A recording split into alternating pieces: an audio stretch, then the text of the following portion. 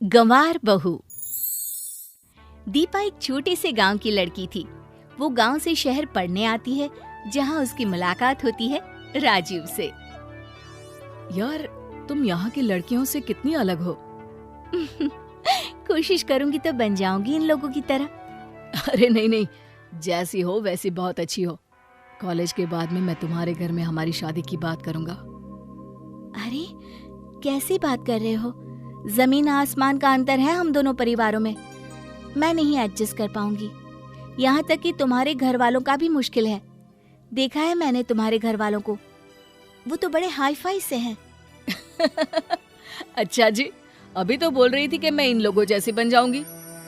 वैसे तुम लगती नहीं हो कि इन लोगों जैसी बन पाओगी। जैसी हो वैसी ही रहना।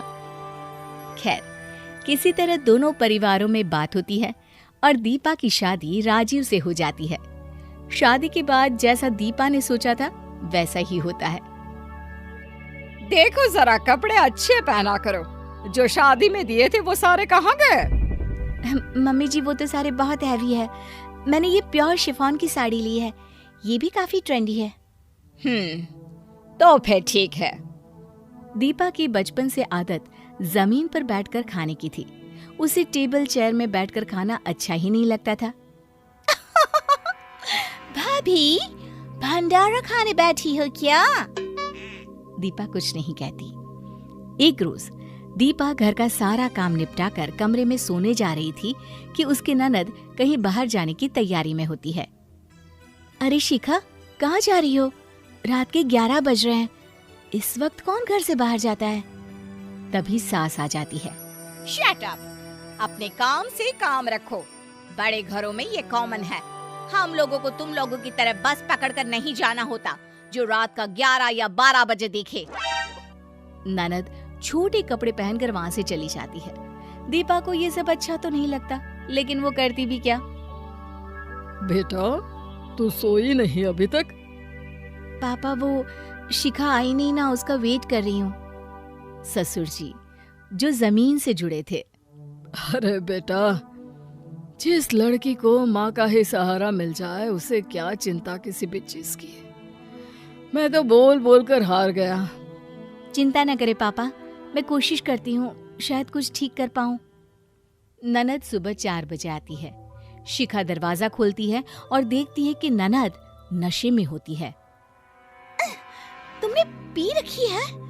शर्म नहीं आती तुम्हें? ये कैसी हरकतें हैं? रियली? शर्म क्यों भला?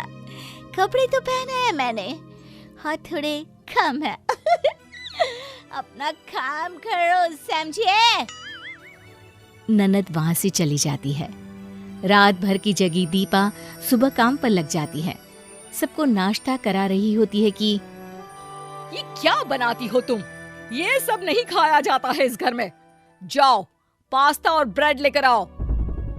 ला दीपा बेटा, ये खाना मुझे दे दे। मैं तो तरस ही गया इस खाने के लिए।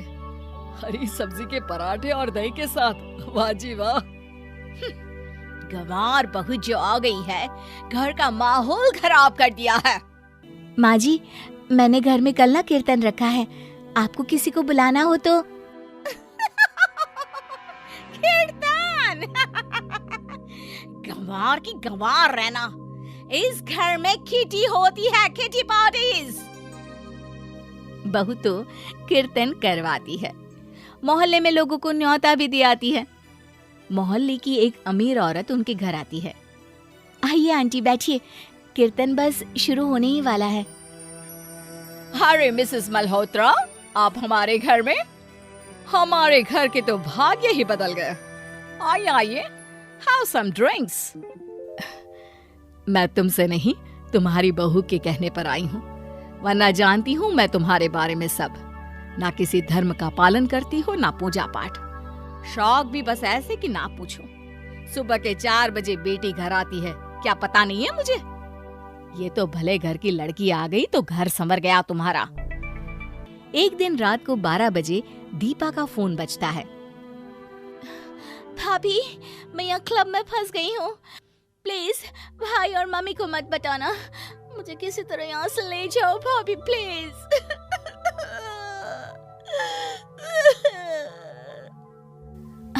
परेशान मत हो शिखा, मैं अभी आती हूँ।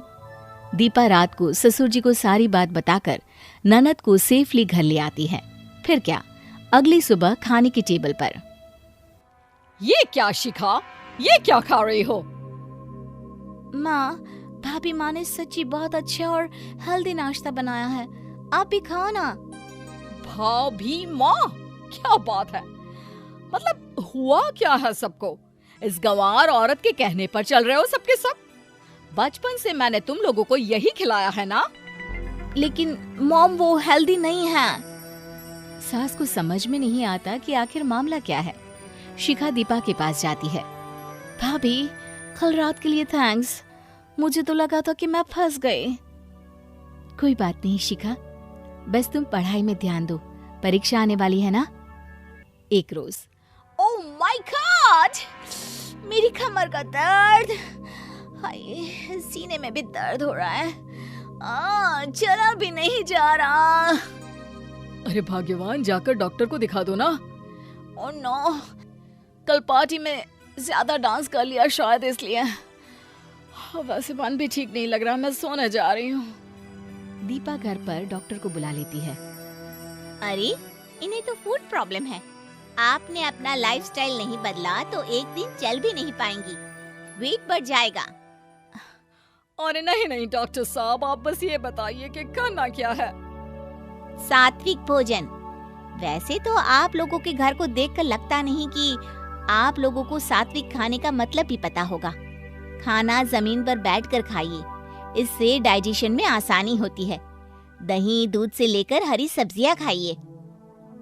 डॉक्टर दवाई देकर चली जाती है। सास बहू से कहती है, ला बहू, क्या बनाया है आज खाने में? बहू सास की पूरी सेवा करती है, उन्हें सादा खाना देना, टहलाना, घुमाना सब कराती है। वाह बहू, मान गए। कुछ हफ्ते पहले तक तो मुझे लग रहा था कि मैं कहीं मर ही ना जाऊं। अरे ऐसे कैसे माँ जी, ये गवार बहू आपको कुछ होने नहीं देगी। नहीं नहीं, बहू गंवार का मतलब क्या होता है मैंने जान लिया। जिन लोगों को खुद की जिंदगी का सही गलत नहीं पता, वो पढ़े लिखे गंवार होते हैं। लेकिन बहू, एक समस्या और भी है। अब क्या हुआ माँ जी? बार बार मेरा ध्यान वही पुरानी जिंदगी में जाता है। पार्टी, किटी, यही सब दिमाग में चलता है।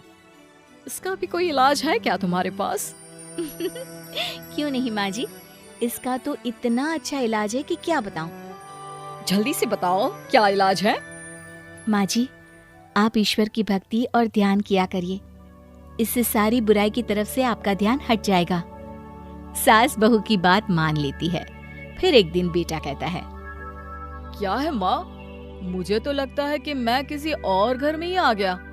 आपकी गंवार बहू ने तो आपको भी गंवार बना दिया।